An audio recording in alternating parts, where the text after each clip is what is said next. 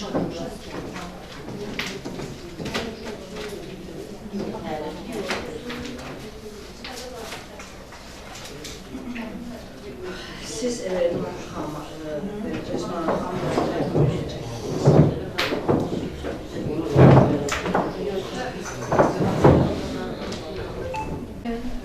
Vəfa sosial problemlərin həlli edilməsi İctimai Birliyinin təşəbbüsü ilə sədri Fatıma Hacıyevanın təşəbbüsü ilə Azərbaycanda gender əsaslı problemlərin qarşısının alınmasına dair tədbir keçirilir. Bilirik ki, gender zorakılığı dünyada, Azərbaycanda hər yerdə geniş yayılmış bir problemdir və biz icra hakimiyyəti olaraq gender problemləri ilə bağlı bir çox həmişə silsilə olaraq tədbirlər keçiririk. Elə burada iştirak edən bir çox xanımlar da həmişə bizim tədbirlərimizdə iştirak edirlər. Onlar gender zorakılığının mahiyyəti, məişət zorakılığının mahiyyəti, mühafizə orderi, gender zorakılığının qarşısının alınmasının üsulları, məişət zorakılığı ilə problemlərin həllinə dair üsullar barədə məlumatlar veririk. Bugün də biz Fatıma Hacıyevanın təşəbbüsü ilə bu tədbiri keçiririk və xanımlar, Fatıma Hacıyeva özü və digər xanımlar bizə bu tədbir haqqında məlumat verəcəklər. Mən daha sözü verirəm Nurani Hacıyevaya. Nurani Şıxariyeva, təşəkkür edirəm. Təhsilinizə eksik. Çox sağ olun, minnətdaram. Mən də bütün tədbir iştirakçılarını salamlayıram və nəzərinizə çatdırmaq istəyirəm ki, Azərbaycan Respublikasının qeyri-hökumət təşkilatlarına, Dövlət Dəstəyi Agentliyinin maliyyə dəstəyi ilə və fəal sosial problemlərinin həllinə Dəstək İctimai Birliyinin həyata keçirdiyi silsiləvi tədbirlərin növbəti görüşü, gender əsaslı zorakılıq, struktur və mədəni şiddətin ən çox yayılan formasıdır adlı tədbirin növbəti görüşü Saatlı rayonunda həyata keçirilir. Hər birinizi bir daha xoş gördük. Mən sizə tanış edəcəm qonaqlarımızı. İlk olaraq vəfa sosial problemlərin həllinə Dəstək İctimai Birliyinin sədri, pedaqoq, sosial layihələrin rəsmi eksperti Fatıma xanım Hacıbəyli. Digər qonağımız Respublika Qadınlar Cəmiyyətinin sədr müavini, psixoloq, telekanal layihələrində rəsmi ekspert, Fövqəladə Hallar Nazirinin İctimai Birliyinin sədr müavini Vəfa xanım Abbasova və eyni zamanda bu günlərin bizim tədbirdə Saatlı rayon polis mayoru Qorxmaz Mirzəyev iştirak edir. Təşəkkür edirik və mən istəyirəm ki, bu mövzu ətrafında hamı şablon xarakterli olmasın, mövzulara natiqlərimizin nitqini dinlədikdən sonra siz özünüzün müxtəlif suallarınızla, müxtəlif təkliflərinizlə söyləyib fikirlərinizi çatdıra bilərsiniz. Təşəkkür edirəm. Sözü verirəm Fatıma xanım Hacıbəyliyə. Hər birinizi salamlayıram. Saatlı rayonunda ilk dəfə doğuram. Çox xoş oldu sizlərlə görüşmək və bu isti havada çox sağ olun ki, dəyərli zamanınızı, vaxtınızı sərf edib bugün bizim yanımızdasınız. Və mən təbii ki, öz növbəmdə Saatlı rayon icra hakimiyyətinə, rəhbərliyə öz təşəkkürümü bildirirəm bizim üçün şəraiti yaratdıqları üçün. Və burada təbii ki, yanımızda olan hüquq mühafizə orqanlarının nümayəndəsinə və icra hakimiyyətinə nümayəndəsi olan xanımın adı Tehrana xanımı öz təşəkkürüm edirəm və təbii ki, ən böyük təşəkkürlər sizə düşür ki, bu isti havada buradasınız. Bizim bugünkü tədbirimiz gender bərabərliyi haqqındadır. Gender bərabərliyini mən çalışacağım ki, daha asan bir, necə deyim, belə deyim də, tam rəsmi dildə yox, lor dilində, el dilində desəm, daha dərin forma, incəliyinə kimisə izah edir. Gender bərabərliyi dedikdə biz hər zaman nəyə düşünürük? Qadın-kişi hüquqlarının bir yerdə olması, yəni qadın-kişinin heç bir fərqi olmaması. Bəzən Azərbaycan ailələrində heç də normal qəbul olunur, deyilən mümkün deyil.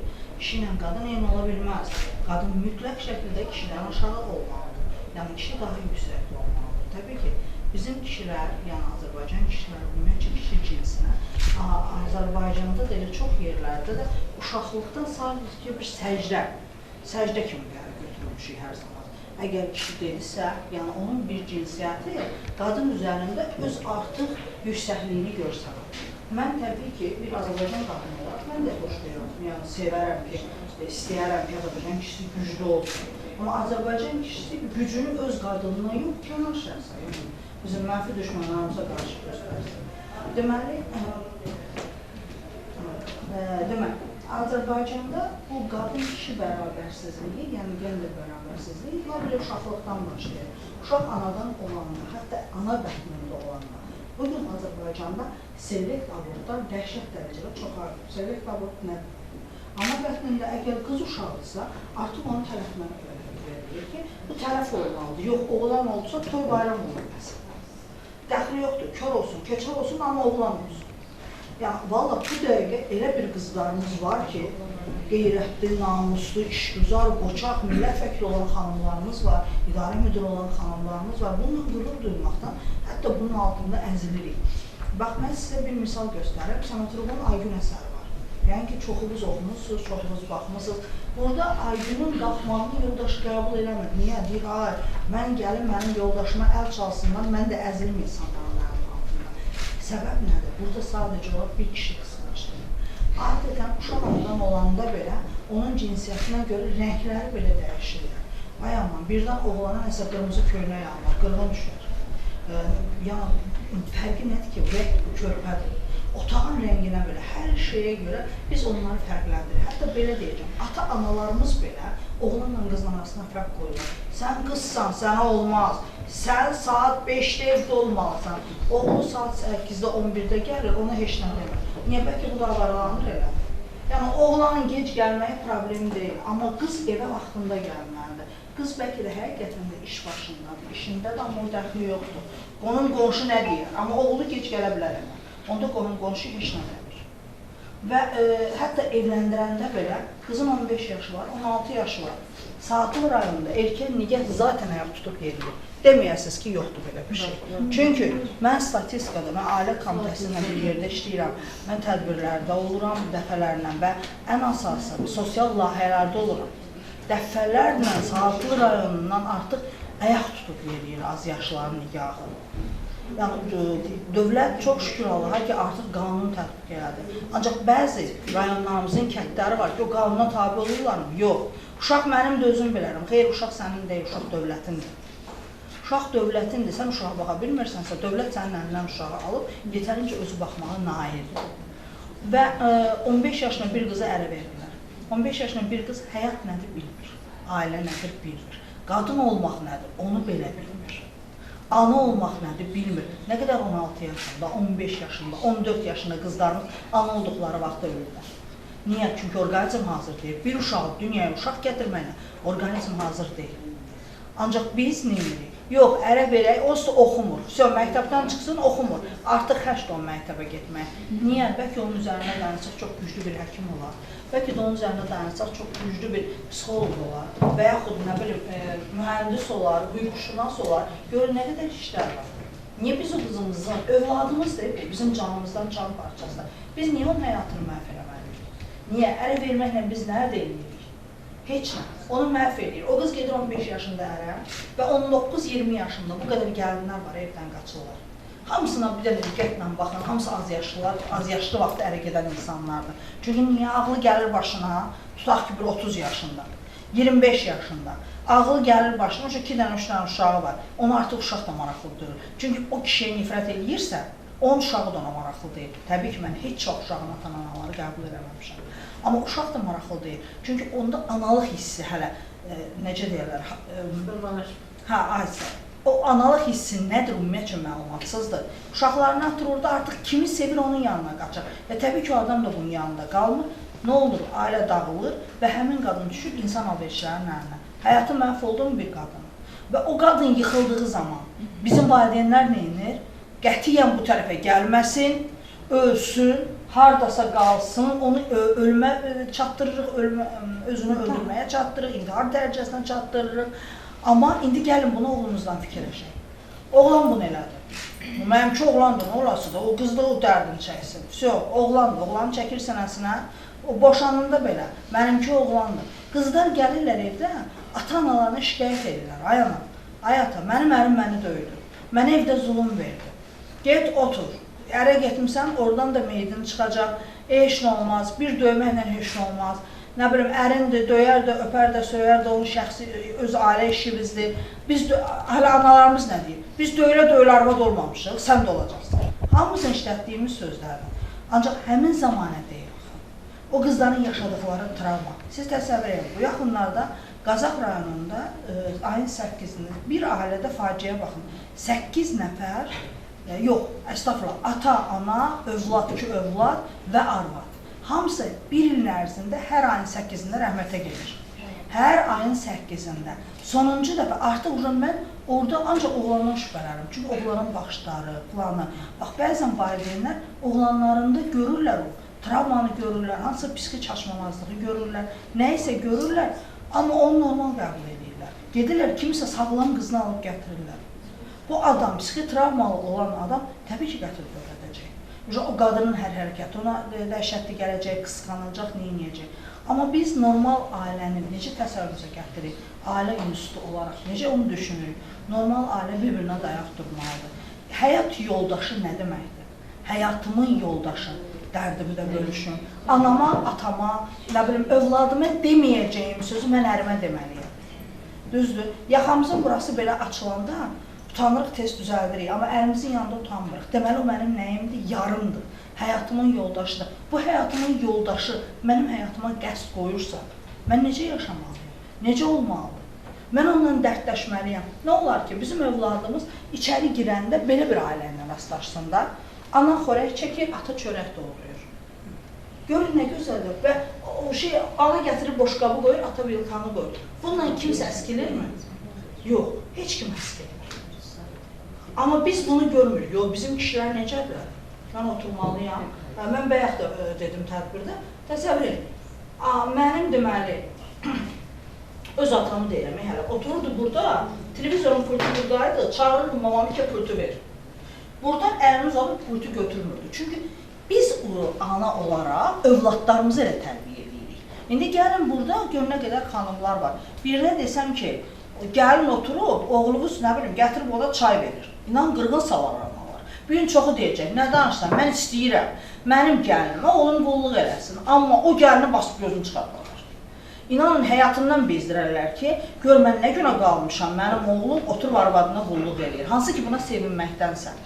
Biz gəlinimizə heç vaxt sağ ol sözünü deməmişik, heç vaxt. Hansı ki deməliyik, bilirsinizmi niyə? Bizim övladımıza bir stəkan çay verir. Ya da deyirik amma o sözü. Oğlumuzun arvadına isə onu demirik, çünki orada fərq qoyuruq. Və bugün bəzən qadınlarımız da çox gözəl işləyir. Bax, indi kişiləri dedim, indi o qadınlar da deyim. Bugün biraz müasir zamanədə qadınlarımız işləyirlər, tamam. O qadın işləyir və özü kişidən artıq pul qazanır. Tutaq ki, müəllimədirsə, budur müəllimlərin ən aşağı müəllimin maaşı 800 manatdır, düzdürmü? İndi o kişi yazıqda gedir, indi sənəti yoxdursa, nə bilim, Moykada işləyir, orada işləyir, burada işləyir, 400-500 manat ancaq qazanır. Bu qadın neynir artıq? Evə pulu gətirir artıq. Başlayır artıq səsinin tonunu da qaldırmağa, nə bilim, bir hökm verməyə, əşi halım yoxdur, sən də bir kişilik eləmədim, nə bilim, pul gətirmək, başlayır o kişini əzməyə. Amma o düşünmür ki, mən bunu eləməklə övladıma vururam travmanı. Canımdan can olan övladıma vururam, övladımı məhv edirəm. O qadın onu düşünmək istəmir. Və bəzən də kişilər evdə qadına əl qaldırırlar. Bir şillə vurdum. Nə oldu ki, böyük şey oldu ki, bir şillə vurdum. Heç nə olmadı. Hər şey onunla başlayır. Hər şey elə bir şillə ilə başlayır. Bir şilləni vurdun, o qadın qəbul elədi, səhər 12-si gələcək.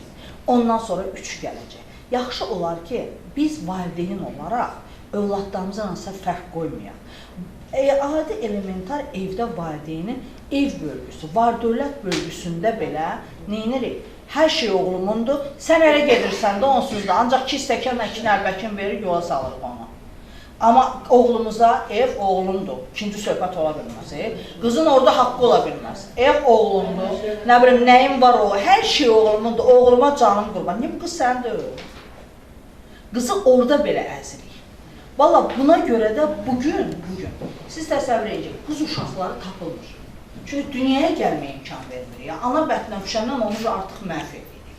Kiminsə qızı varsa, ona sanki elə davranırıq ki, onun oğlu yoxdur axı. Bir adam sonsuzdur, qızı yoxdur.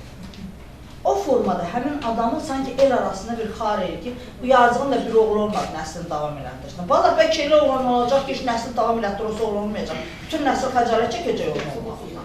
Və yaxud da elə qız olacaq ki, bütün hər kəs qürur duyacaq. Rəhmətli Qədirə Paşayeva qız idi. Bütün nəsil qürur duyurdu ona. Qadın idi, kişi deyildi ki. Azərbaycan üçün bir fəxr idi. Yəni, amma onunla belə də mən istəyərdim ki, bütün xanımlar, necə deyərlər, kişilərə dediyim kimi həyatının can parçasıdır, o yoldaşı da onun həyatının can parçasıdır. Əgər bunların talihləri birləşibsə, bir yerdə addımlamağa qərar veriblərsə və onların birgə dünyaya, necə deyərlər, övladları varsa, artıq övladının xətrəsi üçün özünün qarşısındakı insanı hörmət eləsin. Təbii ki, sevgi var müəyyən yaşa qədərdir. Hər birimiz normal yaşda insanlarıq. Sevgi ailə qurduqdan sonra artıq hörmətə çevrilir. O sevgi hörmətə çevrilmirsə, o ailədən ailə olur. Mümkün deyil ki, olsun.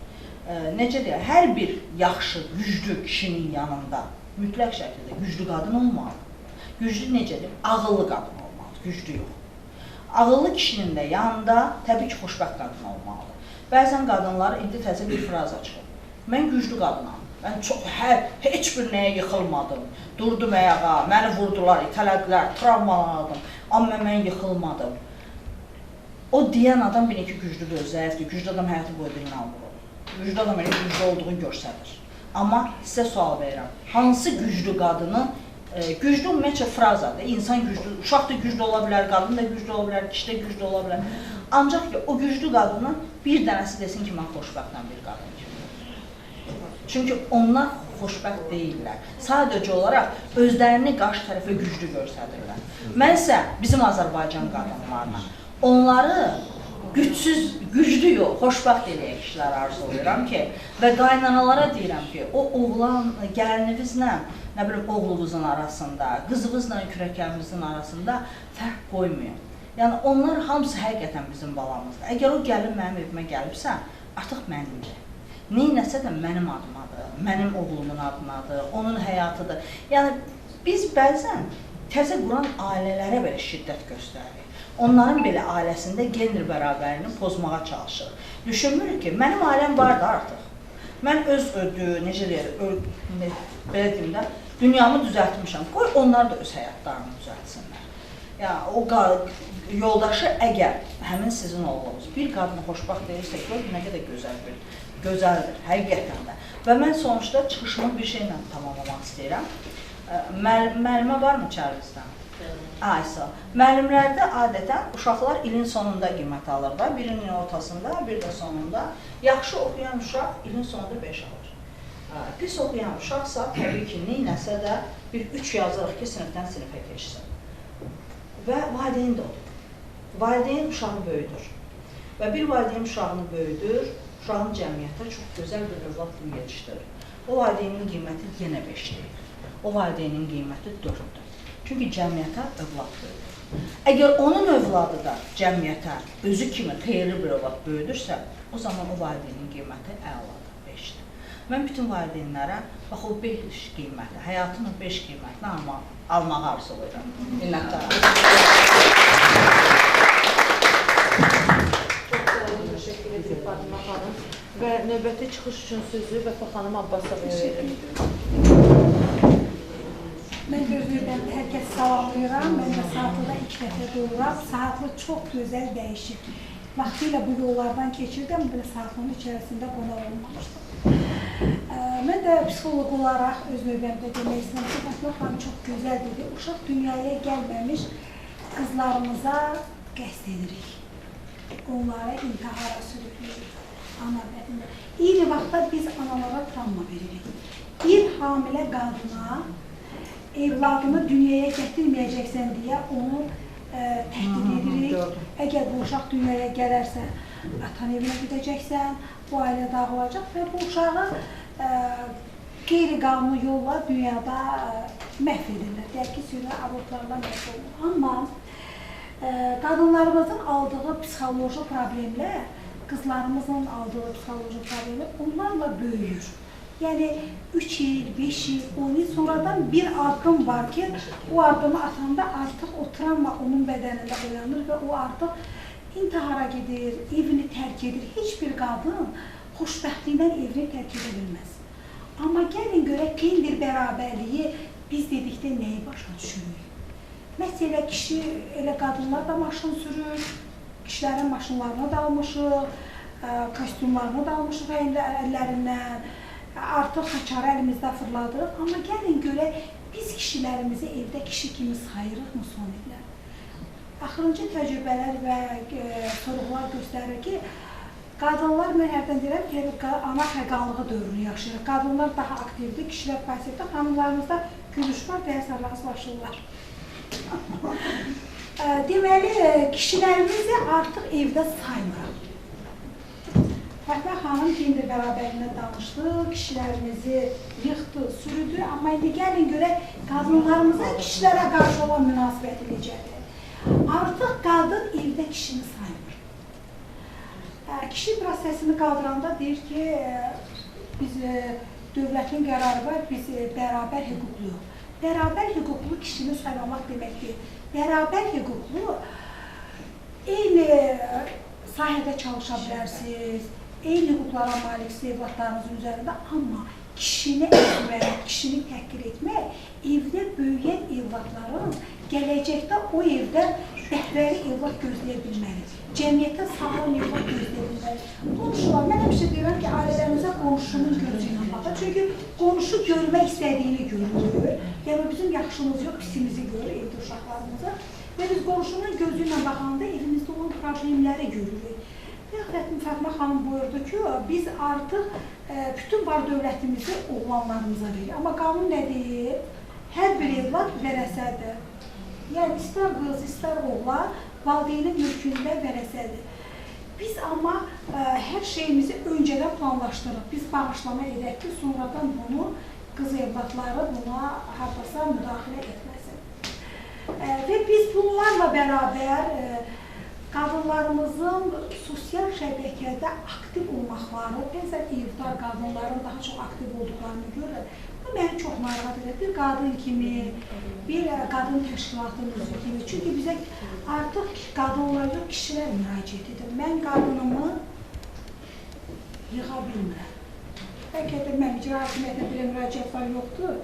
Amma qadınlarımızdan da çox şikayətlər var. Hətta bizə bu yaxınlarda ağla gəlməyən nardarandan bir şikayət var. Mən çox təcrübə elədim bu şikayətdən.